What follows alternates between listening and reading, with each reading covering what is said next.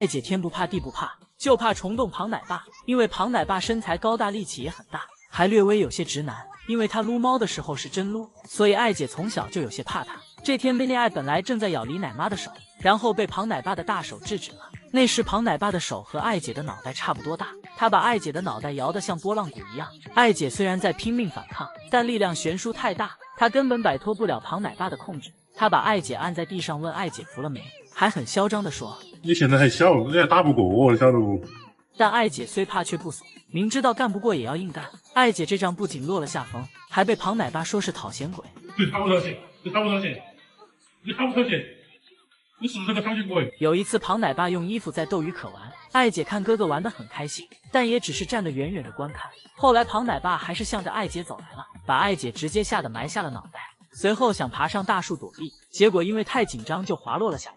于是爱姐就躲在大树后面，偷偷的观察敌情。这如果是换成别的饲养员，爱姐肯定上去就干了。还有一次下着小雨，先是外公来收可爱兄妹，可可很听话的就跟着外公回去了，但爱姐怎么都不愿意回去。后来李奶妈过来收她，爱姐便和奶妈玩起了拉锯战。奶妈先是好言相劝，打算用小苹果引诱她回家，结果爱姐根本不吃这套。后来又用了激将法，故意挑衅爱姐，打算让爱姐追着她跑回家。但二馆长哪有那么容易中计，故意跑进门让奶妈以为自己成功了，然后一个掉头就又跑出来了，而且还对着李奶妈一通挑衅。李奶妈不理他，他还故意跑回内圈，然后又迅速跑出来。这挑衅意味真的太浓了，就这样和李奶妈拉锯了5个回合。正当爱姐得意时，突然看到他后退了一步，看爱姐的表现就知道那个男人来了。看到庞奶爸的爱姐连树都爬不利索了，1秒变乖巧。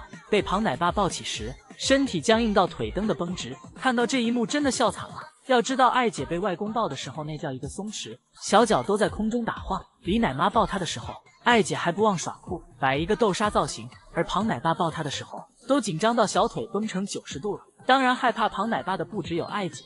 这天庞奶爸在修木架，庆庆想过去看看，结果突然起身的庆庆把庞奶爸吓一跳，然后庞奶爸让庆庆别动，庆庆就立刻乖乖坐下了。果然庞奶爸就是虫洞食物链最顶端的男人。但于爱还曾经有过如此凶险的经历，在她出生的第2天，于爱被2顺妈妈不小心压到，当时的于爱已经奄奄一息，命悬一线了。应邀前来提供育幼技术的饲养员刘怀婷以及虫洞的饲养员合力抢救了1个多小时，于爱才算脱离危险。这也可能是2顺妈妈格外宠爱于爱的原因之一吧。于爱给大家的印象一直都是独立、聪明又勇敢。院子里的玩具上新了，于爱总是想尽一切办法去征服它。最具有代表性的就是这个轮胎玩具。刚上新的第1天，于爱就去挑战它，因为不会玩，刚开始被轮胎玩具折腾得够呛，怎么都爬不上去。第1天不仅没有搞定，还把孩子累得倒头就睡。到了第2天，于爱一出外场就决定再战，而且很快她能爬上轮胎了，很难不怀疑这孩子是晚上琢磨了一夜。又过了2天，爱姐已经可以成功登顶了，而且很显然，这是玩具的极限，并不是爱姐的极限。不管饲养员把吃的放到哪里，爱姐都能顺利取到。藏在麻袋里的笋笋拿不出来，她会把麻袋从高处丢下去，让笋笋自己从麻袋里掉出来。漏食器挂在高高的木架上，她就从木架上翻到下面的吊床上，再去拿漏食器里的小苹果。只见她先是双手扒着木架悬挂在空中，然后再用脚去找着力点，努力掌握平衡。感觉时机到了，先松开一只手，精准地抱住漏食器，再迅速松开另一只手，然后顺利着陆。吊床的吊绳打结了，爱姐也会自己修理。只见爱姐爬上吊床，然后特别笃定地咬住其中一根吊绳。当大家还没看明白时，爱姐已经轻松地解开了。而且虽然爱姐平时不怎么黏着妈妈，但她却是一个很孝顺的孩子。在一旁玩耍的爱姐看到2顺妈妈从木架上掉下来，会第一时间冲上去救妈妈，用小小的身体去接住妈妈的画面，真的特别令人感动。当2顺妈妈在墙边一直不停地打喷嚏，本来在木架上玩耍的爱姐看到后，立刻下木架朝着妈妈的方向走去，来到2顺妈妈的身边去安抚她。2顺妈妈这一刻心里应该是暖暖的吧。爱姐对待最爱的外公也是如此，她会把剥好皮的笋笋递给外公吃，毕竟这是她认为最好吃的食物了。看外公满脸笑意，应该也是被爱姐感动到了，所以特别感谢饲养员们拼尽全力把于爱留在我们的身边。如此治愈的小熊，值得世间所有的美好。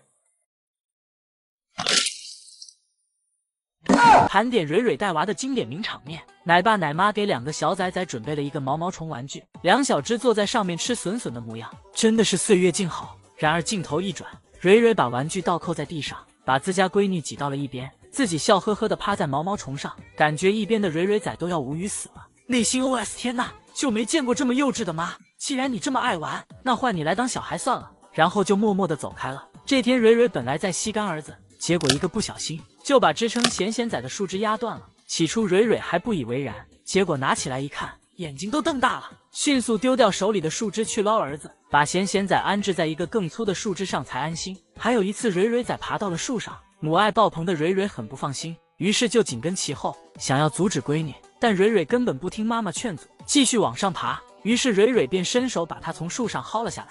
正当她稳稳地把闺女放在下面的树杈上时，自己却又把屁股下的树枝做断了，而且结结实实地给自家闺女的身上踹了一脚。当时的蕊蕊又震惊了，脸上露出了惊慌的表情。回过神来的蕊蕊迅速去检查闺女的情况，看到闺女没事才安心，把蕊蕊仔气得想咬她。然而这也不是蕊蕊第一次玩翻车了，还有一次是她和干儿子躺在地上打闹，本来蕊蕊应该是想把咸咸仔举高高的，结果一不小心用力过猛，完成了过肩摔，直接就把咸咸仔扔水池里了。当时的蕊蕊又原地震惊，心想完了，又玩劈叉了，于是赶紧跟上去哄干儿子，儿子，你听妈妈狡辩，妈妈不是故意的。咸咸仔不想听，把蕊蕊急得直跳脚，而且这母女俩还经常上演抢夺咸咸仔大战，娘俩都非常强势，互不相让，当时都把咸咸仔吓坏了。当然毕竟姜还是老的辣，这天本来两小只坐在树杈上玩，结果蕊蕊一把就把自家闺女拽了下来，然后自己一屁股坐在树杈上，和干儿子亲亲又抱抱的，留下蕊蕊仔一脸的无奈。这个家也就蕊蕊仔最不容易了，摊上了一个妈宝的地，还有一个幼稚的妈，自己想不独立都不行啊。呀比囧囧囧！这只长着一副囧囧脸的小熊，就是英雄联盟家的大小姐华萌萌。华萌萌的八字眉，让她看起来总是很发愁的样子。吃竹子的时候很愁，吃笋笋的时候也很愁，坐着发呆什么都不干的时候，看起来就更愁了。就连睡着的时候，华萌萌紧锁的眉头也不会舒展开，她都能把最爱的脆甜小苹果吃出北洞窝窝头的感觉。